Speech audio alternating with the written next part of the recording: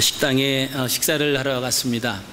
새로 생긴 집이어서 한번 가보고도 싶었고, 또 어떻게 맛있는 음식을 하나 또 한번 갔댔습니다.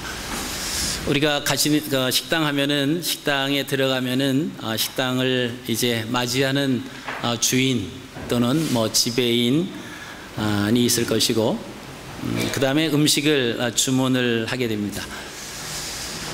그러면 그 웨이터나 웨이트레스들이 와서 음식을 주문을 받고 음식을 날라다 줍니다. 그 음식을 먹으면서 이런 얘기 저런 얘기 하는 동안에 이 봉사하는 그 웨이터나 웨이트레스들은 열심히 음식 빈 그릇을 나르고 음식을 또 새로운 손님들에게 서빙을 하는 것을 우리가 봅니다. 제가 간 그 식당은 새로 생겨서 기분 좋은 마음으로 한번 또 어떤 음식이 있나 그런 마음으로 갔는데, 거기서 봉사하는 서빙을 하는 사람들이 그들의 모습이 당연히 왔다 갔다 하면서 눈에 띄일 수밖에 없는데, 그들 얼굴에는 웃음이 전혀 없었습니다. 그리고 아마 고된 일에 지쳐서 그런지 몰라도 아주 무표정 내지는 잔뜩 흐려져 있는 그런 모습으로 서빙을 하는 그런 모습을 보게 됐습니다. 그런 모습을 보면서 음식 맛이 좀 떨어지는 것 같았어요. 그리고 왜 주인이 죄송합니다, 왜 저런 모습을 못 볼까 하는 그런 생각도 하고, 결국 뭐 나올 때까지 그 표정은 거의 바뀌지 아니했고, 매니저인 것 같아요. 매니저가 무엇을 시킬 때는 약간 웃음 띤 모습으로 매니저의 요구를 받아들이는, 그리고는 다시 그 무표정한 내지는 좀 화난, 정말 손님이 온 것 자체가 좀 짜증스럽다라고 하는 생각을 하는 그런 사람들의 모습을 봤습니다.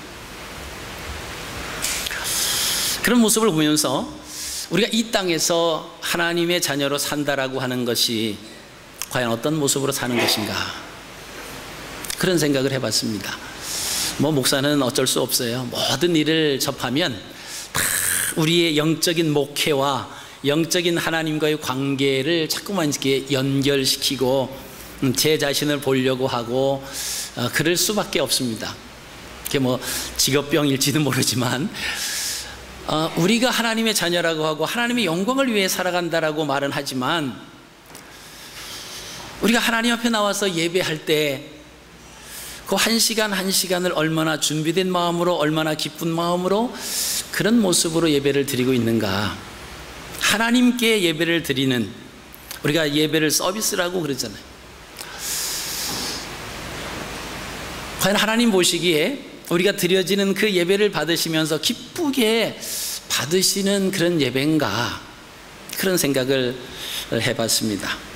매일 아침마다 일어나서 드리는 새벽 제단, 과연 어떠한 모습으로 내가 주님 앞에 나가서 제단을 쌓고, 그리고 예배를 인도하고, 그리고 하루의 삶을 살아가는 내 모습은 그 식당에 있었던 웨이터나 웨이트레스 같은 그런 모습이다라고 하면, 하나님께서 내 자신을 보시면서 얼마나 마음 아파하실까라고 하는 그런 생각을 했습니다.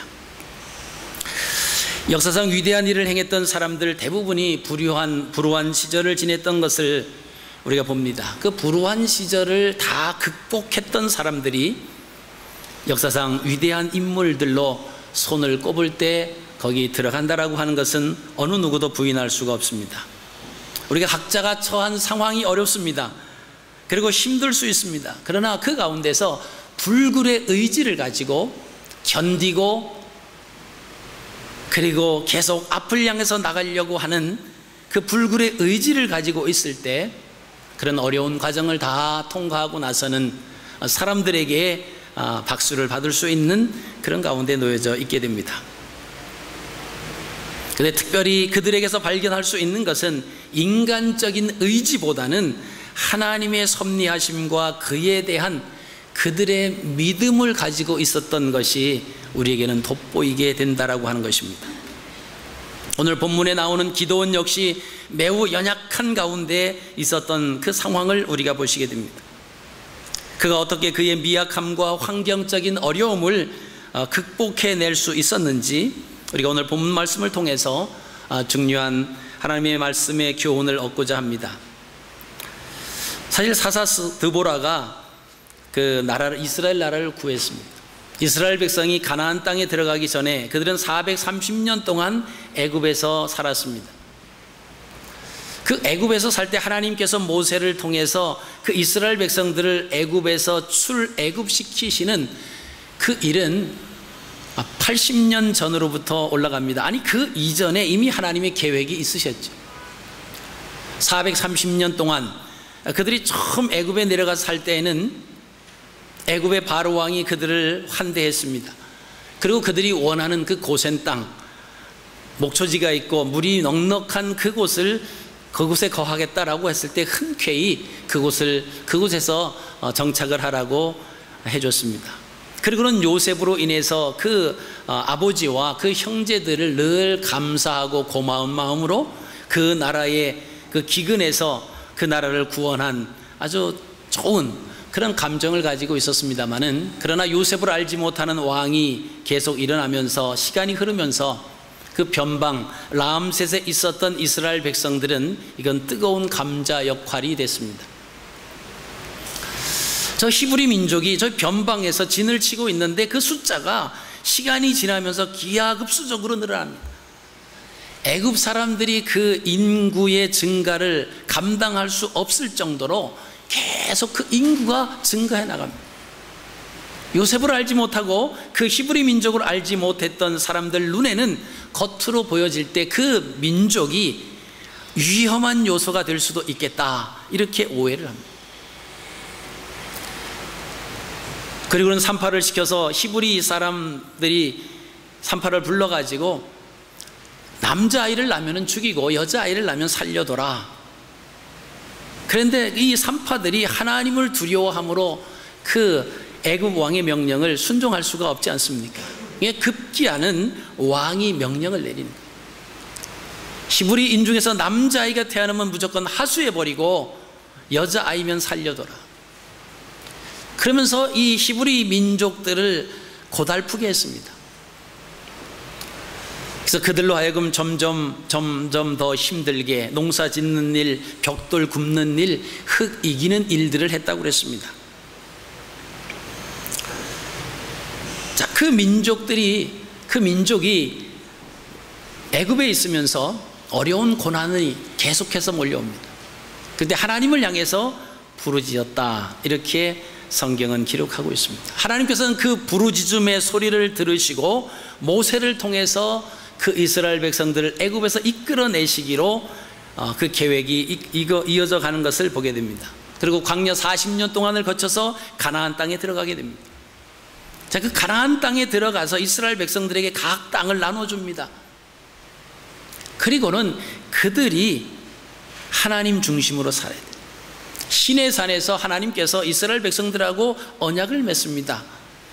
이러한 것을 너희가 지킬 수 있으면 너희가 지키겠다고 언약에 확인하고 사인을 하면, 다짐을 하면 나는 너의 하나님이 될 것이고 너희는 나의 백성이 될 것이다. 그 이야기를 듣고 이스라엘 백성들이 거기에 오늘날로 말하면 사인을 하는 겁니다. 뭐 꼭 사인을 하는 것은 아니지만 그렇게 하겠다고 고백을 하는 거예요. 우리가 하나님의 말씀대로 다 순종하겠습니다. 우리는 하나님의 백성이 되고 하나님은 우리의 하나님이 되십시오. 그리고 이제 가나안 땅에 들어왔습니다. 자, 그들의 하나님, 그들의 왕, 그들의 지도자, 그들의 모든 삶의 주권자는 전능하신 하나님이셨습니다. 그래서 가나안 땅에 들어온 초창기에는 그들에게 왕이 필요치 않았습니다. 그리고 사사라고 하는 사사 시대가 이어져 갔습니다. 하나님께서 때를 따라서 사사를 보내주시는 거예요.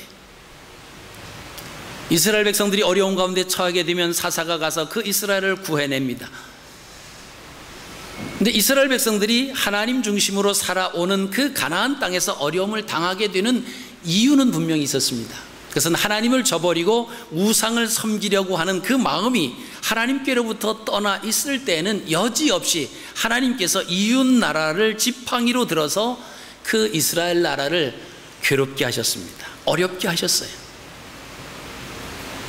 그럼 그들이 또 막 하나님 앞에 부르짖습니다. 그럼 하나님께서 선지자를 보내주세요. 너희들이 왜 어려움을 당하고 있는지, 너희들이 왜 이런 상황에 놓여져 있게 되었는지 그 이유를 말씀을 합니다. 그러면 이제 또 회개를 합니다. 우리가 잘못했습니다. 그렇게 하겠습니다. 그러면 하나님께서 그들에게 사사를 보내주십니다. 그 사사는 그 상황에 빠져있는, 어려운 상황에 빠져있는 이스라엘 백성들을 구원해 주는 구원자와도 같았습니다. 오늘 여기 기드온이 나오는 그 앞에서 사사 드보라가 나타납니다. 드보라가 이스라엘 백성들이 어려운 가운데 빠졌을 때 그 어려운 그 이스라엘 백성들을 구했습니다. 그리고는 그 사사가 머물러 있는 동안 40년 동안은 이스라엘이 태평성대를 누리게 됩니다. 이 드보라 사사의 시대가 지나고 나서 이스라엘 백성들은 또 다시 죄를 짓기 시작합니다. 하나님이 아닌 우상을 섬기기 시작합니다.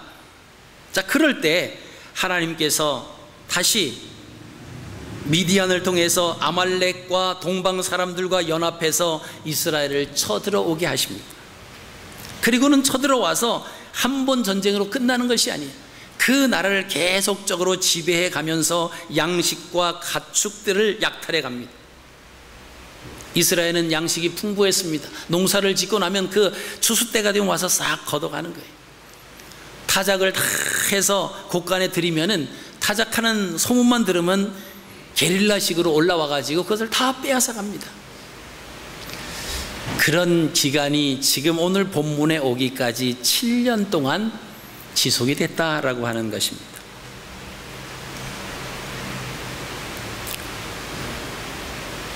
자, 이스라엘은 그 고통을 이기지 못하고 하나님 앞에 부르짖을 수밖에 없습니다.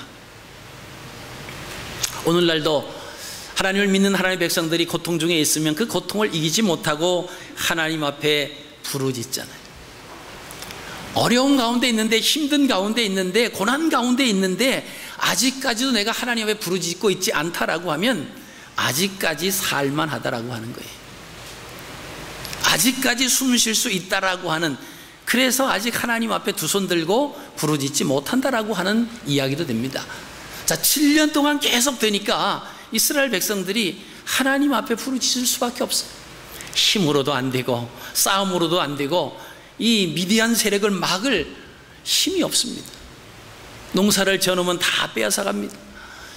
가축들을 길러놓으면 언제 올라와서 그 가축들을 다 빼앗아 가버립니다. 수고하고 수고해도 돌아오는 게 없어요. 다 빼앗겨 버립니다.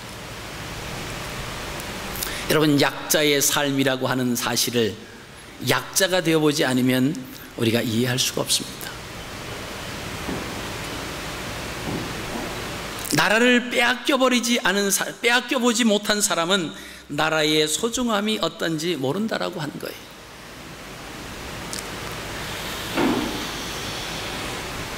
자, 이렇게 어려움을 당하니까 하나님 앞에 부르짖기 시작을 했습니다.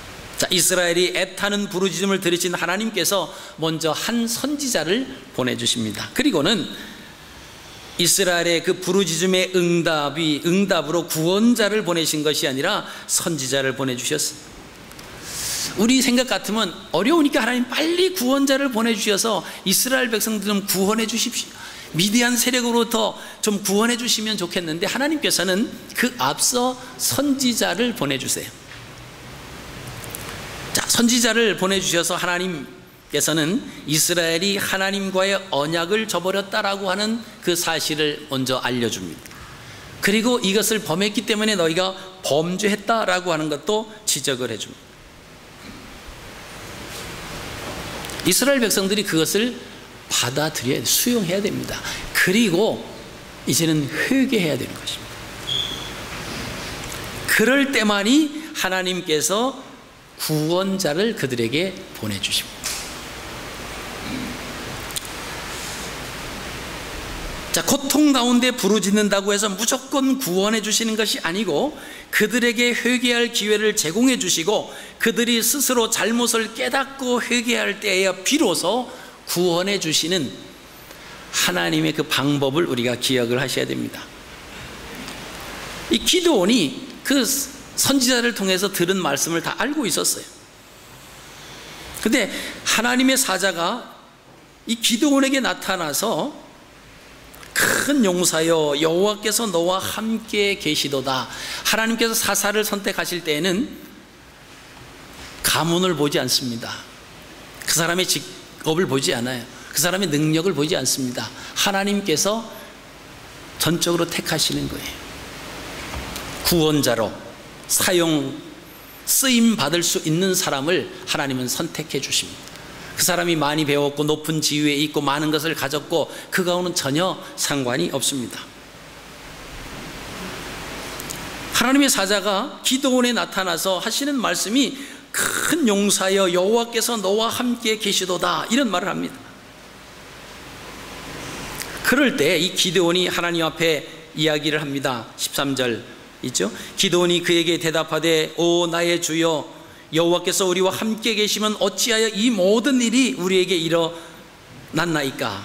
또 우리 조상들이 일찍이 우리에게 이르기를 여호와께서 우리를 애굽에서 올라오게 하신 것이 아니냐 한 그 모든 이적이 어디 있나이까? 이제 여호와께서 우리를 버리사 미디안의 손에 우리를 넘겨 주셨나이다. 기드온이 이해할 수 없었습니다. 어려워서 하나님 앞에 부르짖고 있을 때 그 백성들에게 한 선지자가 나타나서 그들에게 제공해 주는 그 메시지였어요.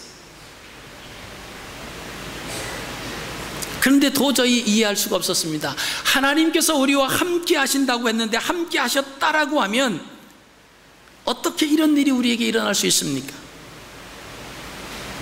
또 우리 조상들이 일찍이 우리에게 말하기를 여호와께서 우리를 애굽에서 올라오게 하셨다라고 했는데 그럼 애굽에서 우리를 이끌어 주신 그 하나님이 계시다라고 하면 어찌 이런 일이 일어날 수가 있겠습니까?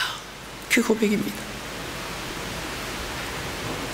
하나님께서 기드온에게 계속 말씀하십니다. 너는 내 힘을 의지하고 가서 이스라엘을 미디안의 손에서 구원하라. 내가 너를 보낸 것이 아니냐. 자, 하나님께서 미디안의 손에서 이스라엘 백성들을 구원해 내시는 그 일에 누구를 쓰시겠다라고 하면 바로 기드온을 쓰시겠다, 이렇게 말씀을 하고 있습니다.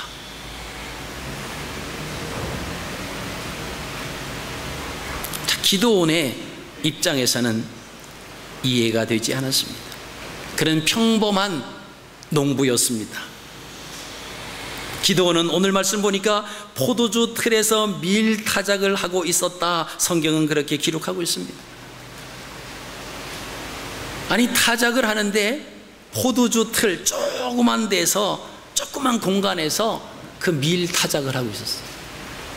그것은 앞에서 말씀드린 것처럼 밀을 타작한다라고 하는 소문이 그 미디안 사람들에게 가기만 하면 또 올라와서 그것을 빼앗아 갈 수밖에 없기 때문에 포도주 틀에서 조그만 공간에서 지금 먹을 양식으로 밀을 타작하고 있었다라고 하는 아주 절박한, 아주 힘든 그 상황. 그리고 이 기드온은 그냥 농부였어요. 하나님 앞에 구원자로 이스라엘 백성들을 구원할 그만한 어떤 외모적인 겉으로 보여지는 능력을 소유한 사람은 아니었다라고 하는 겁니다. 하나님께서 그에게 너는 큰 용사다. 그러면서 하나님 말씀이 있죠. 너와 함께 하나님이 계신다.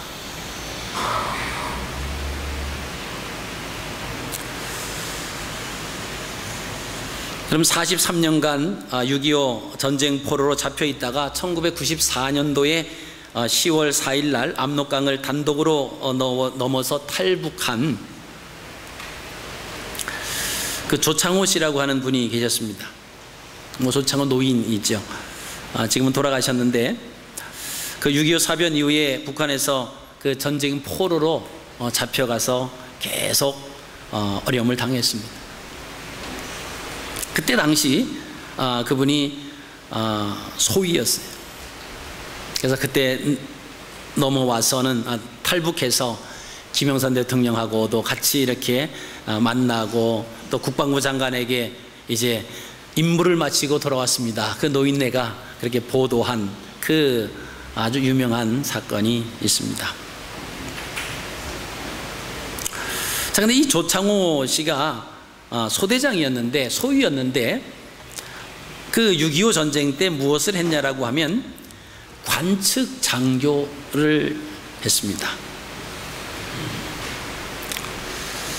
그 포병에 가서 관측 장교를 했어요. 관측 장교는 높은 산꼭대기에 올라가서 지금 저 밑에서 있는 그 포를 가지고 있는 사람에게 어디를 향해서 쏘라고 이렇게 목표 지점을 알려줍니다. 그리고는 포를 쏘면 잘 맞았는지, 아니면 오른쪽으로 더 틀으라, 왼쪽으로 틀으라, 아니면 거리를 좀 더 나가게 하라, 뭐 그런 것을 해주는 사람이 바로 관측 장교입니다. 대포를 쏘는 사람은 적의 상황을 전혀 모릅니다. 단지 멀리 내다볼 수 있는 관측 장교만이 이 포가 적진에 제대로 떨어뜨리려고 하는데 명중했는지 빗나갔는지 그걸 알 수 있어요. 그리고 거기에 따르는 명령을 다시 포를 쏘는 사람에게 해줄 수가 있습니다. 여러분, 우리 신앙생활도 마찬가지입니다. 우리의 눈은 지극히 근시안적입니다. 현재 위치에서 조금도 우리의 앞을 정확하게 내다볼 수 없는 그런 가운데 놓여져 있습니다. 오직 살아계신 하나님께서 우리의 과거도 보시고 먼 장래도 내다보고 계십니다. 그렇기 때문에 우리의 시야와 하나님의 시야는 결코 같을 수가 없다라고 하는 것입니다. 이사야 선지자도 그렇게 얘기합니다. 내 생각은 너희 생각과 다르며 내 뜻은 너희 뜻과 다르다. 하늘이 땅보다 높음같이 하나님의 생각과 하나님의 계획이 우리의 생각과 우리의 계획하고는 다르다라고 하는 겁니다. 우리가 그것을 인정하는 것이 그게 믿음입니다. 그것을 인정하지 못하면 그것은 믿음이 아니에요. 하나님을 믿지 못하는 불신자인 것입니다. 여러분, 기드온 당시에 이스라엘 지파들 가운데 이 기드온은 가장 약한 므낫세 지파였습니다. 그리고 므낫세 지파 중에서도 그 집안에서 가장 작은 막내가 누구냐면 바로 기드온이었습니다. 자기의 모습을 볼 때, 자기의 지파를 보고 출신을 보고 또 자기를 볼 때도 그 므낫세 지파가 별 볼 일 없는 작은 지파입니다. 그리고 그 지파 속에서도 자기를 보니까 정말 가장 작은 그런 존재인데, 하나님께서 기드온을 향해서 큰 용사여, 내가 너와 함께 할 것이다, 내 힘을 의지해서 미디안으로부터 이스라엘을 구원하라라고 하는 그 말씀을 이 기드온이 어찌 믿을 수 있겠느냐라고 하는 것입니다. 우리의 현실을 바라보면 우리는 불가능하지요. 아니, 어쩌면 그것이 하나님 앞에 우리가 정확한 고백일지도 모릅니다. 하나님의 능력과 하나님의 위대하심을 비교해 볼 때 사실 우리는 그 작은 미진만도 못한, 먼지만도 못한 연약한 존재이기 때문에 그렇습니다. 근데 그것이 잘못되면 고개를 쳐들게 되어 교만하게 됩니다. 내가 이것을 먹는 날에는 내 눈이 밝아져서 하나님과 같이 될 것이다, 하나님과 똑같이 될 것이다, 그 말에 하와는 뒤돌아보고 머뭇거릴 여유 없이 손을 내밀어 그 열매를 따 먹고 자기와 함께한 남편에게도 주었다고 이야기합니다.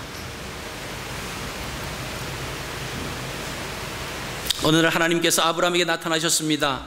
내가 너로 많은 무리의 아비가 되게 하리라, 이렇게 약속을 하십니다. 그러면서 아브라함 이름을 아브라함 이렇게 바꿔주셨습니다. 아브라함이라고 하는 것은 많은 무리의 아버지다라고 하는 뜻입니다. 하나님은 이 아브라함을 부를 때 아브라함, 아브라함 이렇게 부르셨어요. 많은 무리의 아버지, 많은 무리의 아버지여, 이렇게 부르셨습니다. 아브라함아, 아브라함아, 많은 무리의 아비야, 많은 무리의 아비, 이렇게 부르셨어요. 근데 아브라함은 그게 이해가 안 되는 거예요. 많은 무리의 아비는 고사하고 지금 당장 아들 하나 없다라고 하는 겁니다. 근데 하나님께서는 내 이름을 많은 무리의 아비로 고쳐라, 그러면서 그를 많은 무리의 아비로, 아브라함으로 불러주셨다라고 하는 것입니다. 우리 신앙에 있어서 가장 중요한 것이 있다라고 하면 영적인 눈을 뜨는 것입니다. 인간의 안목이 아닌 하나님의 안목을 가지는 것입니다. 그래서 하나님께서 말씀하시는 그 말씀을 우리가 아멘으로 받아들일 수 있어야 돼요. 우린 자꾸만 눈에 보이는 것 가지고 안 됐다, 안 된다, 불가능하다, 이제는 끝이다, 이렇게만 자꾸 이야기를 합니다. 여러분, 포병은 그냥 관측 장교를 믿는 마음으로 관측 장교의 지시대로 포를 쏘면 됩니다. 포병이 산꼭대기에 올라가서 관측 장교의 말이 맞는지 틀리는지 확인하고 내려와서 포를 쏠 수 있는 상황은 아니다라고 하는 거예요. 우리가 하나님을 믿으면서도 하나님의 전능성에 대해서 우리가 의심할 때가 많이 있습니다. 사람들이 결혼을 할 때 상대방의 장래를 모두 알고 하는 사람이 얼마나 있겠습니까? 대개는 외모나 건강, 학벌이나 가문, 재산, 지위, 이런 것을 보고 결혼을 합니다. 그런 것들은 현재 우리의 눈으로 보이는 거예요. 많은 사람들이 결혼을 하고 후회를 합니다. 결국 이혼하는 이혼율이 계속해서 늘어나고 있는 그런 현실 속에 우리가 살아가고 있습니다. 여러분, 그 이유가 무엇입니까? 그 까닭은 그들이 현재의 자기 배우자만 보는 것이지 장래의 모습을 보지 않고 결혼했기 때문에 후회할 수밖에 없다라고요. 지금 비록 부족해도, 지금은 별 볼 일 없는 것처럼 보여도 그 사람 안에 있는 장래를 향한 그 꿈과 그 기백을 바라본다라고 하면 지금은 아무것도 아니지만 그것이 이루어질 것을 내다보는 사람은 결코 후회하지 않을 겁니다. 여러분, 우리의 눈도 마찬가지입니다. 하나님 말씀 속에 믿음을 갖는다라고 하는 것이 지금 당장 뭐 되어지는 것, 그것이 중요한 것이 아닙니다. 하나님 마음에 얼마만큼 합한 마음으로 살아가느냐, 그죠? 하나님 앞에서 어떤 위치에 있느냐, 어떤 지위를 갖느냐, 전혀 중요하지 않습니다. 하나님 앞에 섰을 때에 목사라고, 목사 직분을 했다고 해서 아름목 주시는 것이 아니다라고 하는 거예요. 장로를 했다고, 권사를 했다고 하나님이 플러스 점수를 주시는 것이 아닙니다. 우리가 하나님 앞에 설 때는 하나님 앞에 우리의 모습으로 서는 거예요. 오히려 성경은 말합니다. 너희가 많이 맡는 것을 삼가라고 말씀하세요. 많이 맡으면 하나님께서 많이 구하신다라고 말씀하셨습니다. 우리가 하나님을 믿고 그 은혜에 감격해서 우리가 하나님을 섬기고 하나님의 백성들을 섬기는 거지. 그 마음이 우리의 마음 깊은 곳에서 하나님을 향한 감사와 순수한 마음에서 우러나오는 섬김의 모습이 되어야 됩니다. 어떤 사람은 그렇게 얘기합니다. 내가 지금은 아니지만 내가 교회에서 권사가 되고 장로가 되면 교회를 섬길 것이다. 전혀 그럴 수 없습니다. 지금 못 섬기면 어떤 직분을 가져도 처음엔 흉내는 낼 수 있지만 불가능하다라고 하는 거예요. 처음에 하나님이 기드온에게 그 아비집의 아세라상과 바알상을 찍어 없애라 말씀을 하십니다. 이 기드온이 겁을 내는 거예요. 평범한 농사꾼이었는데 자기를 큰 용사로 부르시고 미디안으로부터 이스라엘 백성을 구원해낼 것이라고 하는 말씀을 하시고 내가 너와 함께 하겠다고 말씀하시고, 그리고 첫 번째 떨어진 것이 그의 아비집의 아세라상과 바알상을 찍어 없애라. 여러분, 그가 얼마나 겁이 났는지 우리가 사사기 말씀을 보시면요, 겁이 나서 낮에는 못합니다. 그리고 종들과 함께 밤에 그 일을 행하는 것을 봅니다. 동네 사람들이 그 사실을 알아. 동네 사람들이 다 섬겼는데, 바알과 아세라 목상을 섬겼는데 찍어버렸어요. 아침에 일어나 보니까 누가 찍어버렸습니다. 뭐 뻔히 알죠. 누군지 뭐 다 수소문하면 다 알지 않습니까? 그래서 이 기드온을 죽이려고 찾아왔습니다. 그때 기드온의 모습이 너무나 막 겁이 나가지고 벌벌벌 떨고 있는 그 모습을 우리가 보시게 됩니다. 그리고 전쟁에 나가라고 했을 때 두려운 마음이 있어서 하나님을 시험하죠. 양털을 놓고 하나님, 정말 가서 우리가 300명 가지고 그 미디안 군대를 이기면 요 양털에만 이슬이 내리십시오. 그리고 다른 데는 이슬이 안 내렸으면 내가 하나님이 나와 함께 하신다는 것을 믿겠습니다. 근데 그 다음날 보니까 다른 지면에는 뽀송뽀송한데 거기 놓았던 양털을 짜니까 물이 주르륵 흘렀습니다. 하나님이 그렇게 역사하셨어요. 그렇게 함께 하신 것을 보여주셨습니다. 근데 이 기드온은 혹시 누가 여기 지나가다가 물을 벗을지도 몰라, 이 생각을 하는 거예요. 그리고 이번엔 바꿉니다. 하나님, 이번에는 반대로 오늘 밤에는 요 양털에는 뽀송뽀송하고 나머지 사면에는 이슬이 내리게 해주십시오. 그러면 하나님께서 나와 함께 해주심을 믿고 내가 미디안과 싸우러 나가겠습니다. 그 다음날 하나님께서는 그 기드온의 기도를 그대로 들어주시죠. 여러분, 이처럼 겁이 많았던, 연약했던 그런 사람인데 하나님께서 그를 불러서 내가 너와 함께하고 너로 하여금 이스라엘을 구원하는 구원자로 삼겠다, 이런 말씀을 하셨습니다. 여러분, 우리도 마찬가지. 우리가 이 땅에 살아가면서 하나님의 자녀로 살아간다라고 하는 그 확신을 갖는다라고 하는 것이 결코 쉽지는 않습니다. 우리 눈에 보이는 것들이 많거든요. 보이지 않는 것, 하나님의 주권을 의지하고 나가야 되는데 자꾸 우리 눈에 아른거리는 것들이 자꾸 생기잖아요. 그런 사물들이 보이니까 우리의 마음이 자꾸만 거기서 걸려서 자꾸 넘어가지 못하고 장애물에 자꾸 걸려서 뒤돌아오고 그런다라고 하는 거죠.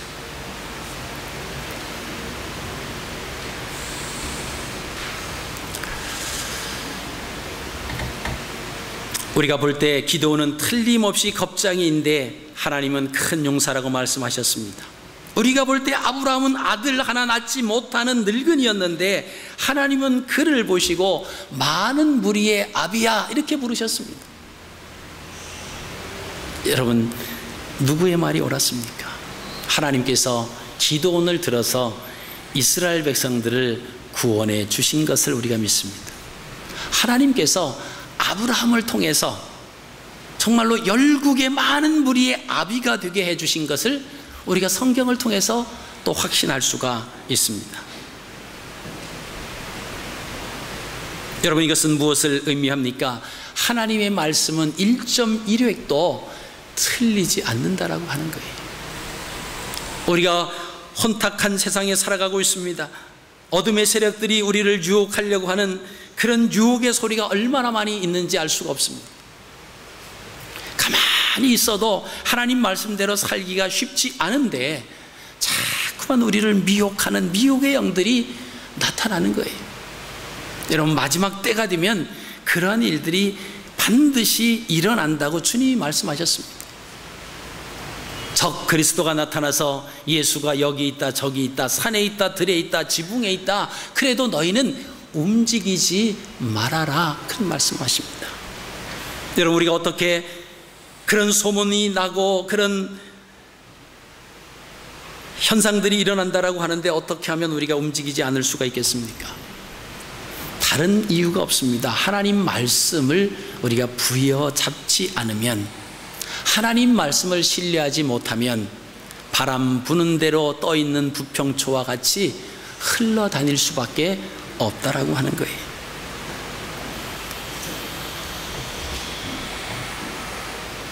아브라함이나 기드온 눈앞에 그들의 형편만 바라볼 수밖에 없었습니다. 그러나 하나님의 말씀을 믿었어요.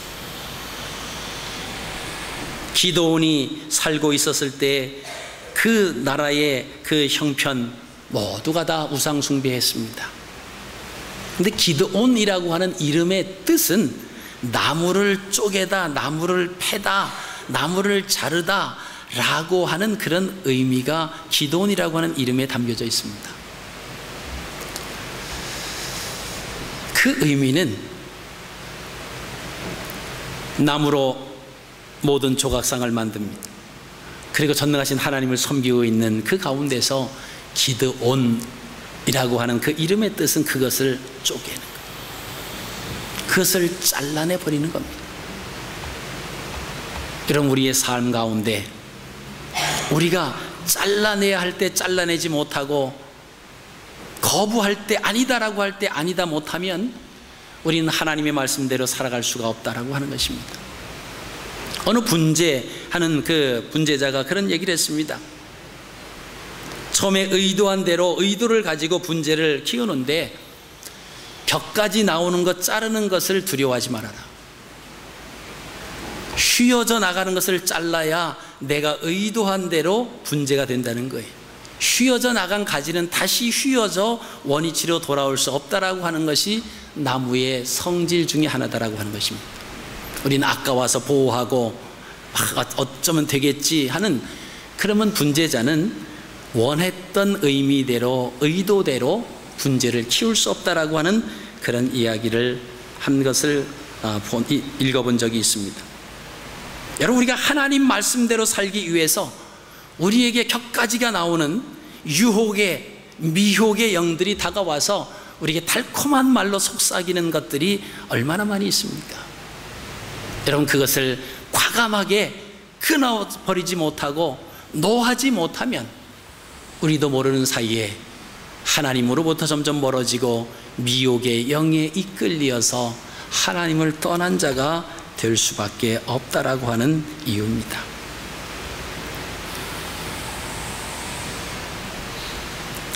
하나님께서 내가 너와 함께 할 것이고 내가 이스라엘을 구원하리라라고 하는 그 말씀을 기드온이 믿어야 되는 거예요. 그것을 받아들여야 됩니다. 나는 므낫세 지파 중에서 가장 약한 자고 그 다음에 그 지파 가족 중에서도 가장 작은 자입니다. 그렇게만 버티지 말고, 나는 이렇게 약하고 보잘것없는 존재이지만 하나님께서 연약한 저를 들어서 사용하신다라고 하면 순종하겠습니다. 이것이 믿음이에요. 여러분이 잘 아시는, 예수님께서 이 땅에 오실 때 성령으로 잉태되어서 동정녀 마리아의 몸에 잉태되시는 그 모습을 우리가 아시잖아요. 결혼하지 않았습니다. 남자를 알지 못하는 처녀에게 가브리엘 천사가 나타나서 내가 내년 이맘때에 아들을 낳을 것이다. 깜짝 놀라죠. 여러분, 그 당시의 상황은 결혼하지 아니한 여자가 임신을 한다든가 자녀를 낳으면 동구 밖으로 둘 다 끌어내서 돌로 쳐 죽이게끔 돼 있었습니다. 자기가 잘못을 해서 죗값을 받는다라고 하면 뭐 어쩔 수 없지만, 전혀 그러지 않는 가운데서 처녀가 임신을 한다라고 하니까 뭐 기절초풍할 일이죠. 하늘이 캄캄해졌을 겁니다. 펄쩍 뛰죠. 처음에는 이럴 수가, 이런 일이 어떻게 일어날 수 있느냐. 근데요, 그 다음에 보면 마리아의 믿음이 있어요. 주의 계집종 이온이 주의 뜻대로 되기를 원하나이다. 여러분, 이게 우리의 신앙입니다. 기드온이 자기가 볼 때 자기가 아무 존재, 아무 가치와 어떤 자격이 없는 사람이었지만 하나님께서 함께 해주시고 하나님께서 기드온을 통해서 이스라엘을 구원해 주시는 그 일을 하겠다고 기드온을 지금 부르시는 겁니다. 그러면 그걸 믿어야 되는 거예요. 그래서 기드온이 경건치 않지만 의롭지 못했지만 아닙니다가 아니라 하나님 뜻 가운데 순종하는 겁니다. 우리가 하나님의 말씀을 믿지 못하면 우리의 신앙이 늘 유혹을 받을 수밖에 없습니다. 로마서 8장 33절 34절 말씀을 보시면 누가 능히 하나님의 택하신 자들을 송사할 수 있느냐, 의롭다 하시는 이는 하나님이시니 누가 정죄하리요, 죽으실 뿐만 아니라 다시 살아나신 이는 그리스도 예수시다. 여러분, 그 말씀을 우리가 믿지 못하면 우린 어둠의 세력에 늘 끌려다닐 수밖에 없고요, 늘 정죄된 그런 삶, 늘 불안한 마음, 거기에 끌려다닐 수밖에 없다라고 하는 겁니다. 여러분, 담대하십시오. 우리 주변의 상황이 열악해졌다고 그것 때문에 기죽지 마십시오. 여러분이 하나님의 자녀라고 하는 확신만 있으시다라고 하면 하나님은 여러분을 입히실 것이고 여러분을 먹이실 것이고 여러분의 모든 것을 영원토록 끝날까지 책임져 주실 분입니다. 그 확신만 우리에게 있다라고 하면 지금 당장 내가 먹을 것이 없다라고 해서 그것 때문에 내가 땅에 주저앉아서 모든 것을 포기하고 이제는 모든 것이 끝이다, 절망 가운데 처해지지 않는다라고 하는 것입니다. 하나님 앞으로 나오시기 바랍니다. 그리고 하나님 앞에 간구하십시오. 하나님, 겁장이었던 기드온을 들어서 큰 용사로 사용하신 하나님, 연약한 제 자신을 하나님 사용하여 주셔서 하나님의 자녀로 하나님 원하시는 곳에, 그곳에서 하나님 하라고 명령하신 그 일을 통해서 하나님 앞에 영광을 돌리는 삶을 살기를 원합니다. 하나님 기뻐하시는 삶을 살기를 원합니다. 하나님이 우리와 함께 하신다라고 하면 우린 두려울 것이 없고 무서울 것이 없습니다. 여러분, 그런 확신과 그런 고백을 가지고 여러분 이번 한 주간 여러분 승리하시기를 바랍니다. 우리의 상황을 보지 마십시오. 형편을 보지 마십시오. 하나님께서 우리와 함께 하신다라고 하면 불가능이 가능하게 될 줄로 믿습니다. 지금은 절망인 것처럼 보이지만 그게 절망으로 끝나지 않습니다. 결국 승리로 모든 것이 아름답게 마무리될 줄로 믿습니다. 2014년도 이제 한 달 남짓 남았습니다. 여러분, 이 한 달을 잘 정리하십시오. 그리고 새롭게 다가오는 2015년도 하나님께서 우리에게 펼쳐주실 그 놀라운 계획 속에 하나님 준비하며 하나님 기도하며 하나님 기다리겠습니다. 하나님 말씀하옵소서 아멘으로 고백하겠습니다. 그렇게 2015년을 준비하시는 저와 여러분들이 되시기를 주님의 이름으로 축복합니다.